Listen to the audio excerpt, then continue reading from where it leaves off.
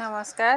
বহুত দিনৰ মূৰত আপোনাসবক লগ পাই ভাল লাগিছে আৰু পূজা বতৰত সকলোকে নমস্কাৰ জনাইছোঁ। সকলো ভালে থাকক।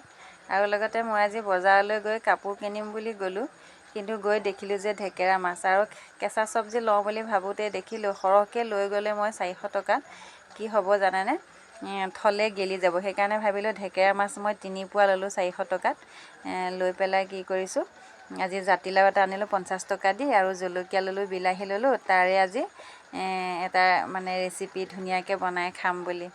আৰু লগতে মানে কিয় কেঁচা চব্জি নানিলোঁ, মই মাছখিনি সৰহকৈ আনিছোঁ, বিশেষকৈ 3 পোৱা আনিছোঁ। আমাৰ 3জন মানুহ, কমচে কম মই 3 সাঁজ খাব পাৰিম নে কি কয়? ভাল কৰিছোঁনে বাৰু? কেঁচা চব্জি আনিলে গেলি যাব, 4 দিন 5 দিন খাব নোৱাৰিম। ফ্ৰিজত থ'লেও বস্তুটো বেয়া হৈ যায়। এয়া চাওকচোন। আজি সকলোকে লগ কৰা আশাৰে মানে আপোনালোকক দেখুৱাই এসাঁজ খাম বুলি ভাবিছোঁ। আপোনালোকে বেয়া নাপাব, আপোনালোকেও খাই চাগৈ মাছ, আমাতকৈ ভাল মাছেই খায়। এয়া চাওকচোন, আজি ঢেকেৰা মাছ। কি মাছ ক'বচোন বাৰু? মই ঢেকেৰা মাছ বুলি কৈয়ে দিলোঁ বাৰু। ৰেচিপিটো ভাল হ'বনে?